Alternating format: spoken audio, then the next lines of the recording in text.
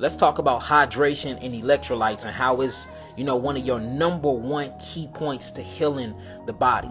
First, I want to talk about hydration. Everybody think hydration is drinking this hotel water. Like, that's just going to hydrate you. No, it's not. The real hydration is the electrolytes or the minerals that's inside of the water. That's what really hydrates you. It's not the actual liquid intake. We associate hydration with liquids when that's not true. True hydration is having the right amount of electrolytes and minerals inside the body. Now, you can get these minerals from spring water, but the spring water got to go through rock beds. It got to pick up all of the rocks, and it got to break all the minerals off the rocks to go through the water. Then it got to go through its metabolic change. Then you drink the water and you get the electrolytes or the electromagnetic activity from the spring water that's coming from the rock bed. It don't come from the water. It's not coming from the H2O. It's actually coming from the rock bed. That's why you don't have any electrolytes inside of distilled water. It will have to go through a live bed of rocks to pick up the minerals. These minerals have electromagnetic frequencies to them, and these are what you call electrolytes. And the body need electrolytes because the blood is predominantly alkaline, the lymphatic system is predominantly alkaline. You produce amylose and trypsin, which is a secretion that comes from your salivary glands that's alkaline. So you do have alkaline components in your body that will never change, and these things need electrolytes. And your cells need electrolytes to buffer out calcium, potassium monophosphate. All these things work on electricity, but what adds to the electricity and take all these different functions and processes in your body, it takes some power and it takes some force. This force comes from the electrolytes. This is what you call hydration. Hydration don't mean you swallowing a jug of water every day or you drinking a gallon of water every day. That's not hydration. That's flushing your cells and flooding your cells and throwing off your salt and your potassium ratio. That's what you're doing when you do that. And that's why you see a lot of people that got anemia, a lot of people that bodies just retaining and holding water, drowning their kidneys because you're drinking too much water and you're not drinking enough electrolytes. It's a difference. And that's the reason why we talk about H3O2 a lot and drinking your fruit. Drink your fruit. Don't drink water from your fruit. Drink your coconut fruit. Drink your cucumber water and things like that, because it automatically comes with electrolyte. It don't need no rock to rub up against. It don't have to go through 100 different processes to pick up the electromagnetic components that it need. It's already equipped with inside of the fruit. If you start eating your fruits and you start going on an all fruit livid and you're going to fruit juice fast, you're going to notice a pleasing satisfaction because you're going to become hydrated with all of the minerals and all the electricity that you need, because fruits actually yield 12 angstroms of energy. Each fruit do. Water don't yield that much energy.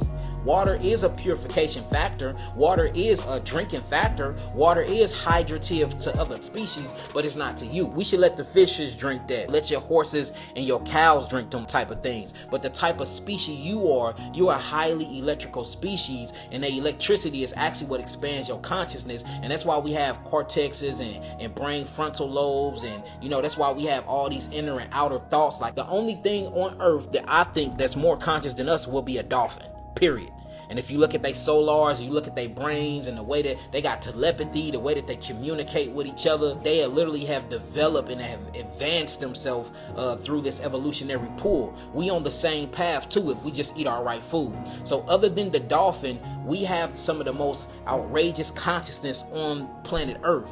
We need a specific food to make sure that we're fueling that consciousness. And that food that we're fueling is called biophotons, or what you call light cold frequency. You can only get that on a frugivore diet, y'all. You cannot get it on a protein diet. You can't get it on an all vegetable diet. If you really want to yield high amounts of electricity and magnetism, like you really want to expand your consciousness, it's going to be on a fruit diet. And notice, if you look at how fruits grow, the further you eat away from the ground, the farther you expand your consciousness. So the higher that fruit is, the more electrolytes that's in it, the more biophotons that's in it, the more that it's going to hydrate the body, because it have the electromagnetic frequencies and grids and fields and biofilms in it that you need to actually keep your consciousness expanding through this evolutionary pool. When you truly hydrate the body and these electrolytes get inside the body and they start to wake the cells up in the body, the cells start detoxing themselves through your different types of acetylcholinesterase, acetylcholine. They turn on the adrenals, they stimulate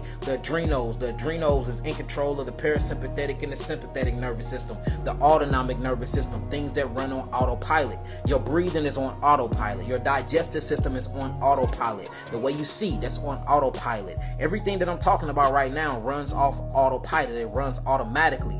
You need neurological stimuli to do that. Neurological stimuli actually come from melanin neurotransmitters. These melanin neurotransmitters come from the nervous system. But what you need to keep that nervous system up and functioning properly is electrical impulse and magnets. That's called the electrical magnetic grid. That is in your fruits, and that is in the actual electrolytes of your hydration.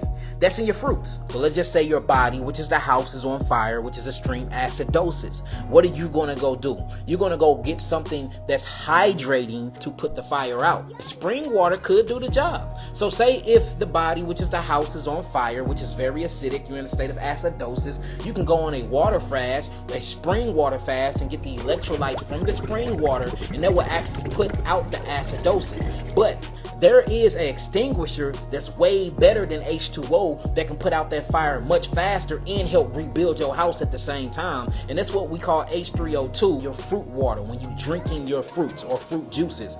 Organic, freshly squeezed juice. You start drinking all of this H3O2, it's so electrical that it start turning things on in your body. The first thing it's going to do is going to cause the cationic experience to turn into an anionic experience. Cationic means extremely acidosis. This come from your phosphorus. These come from your different types of breads, polysaccharides, or what we call complex sugars. These come from your complex amino acids that we call proteins, or that you call protons. Notice protons in biochemistry is very corrosive in nature.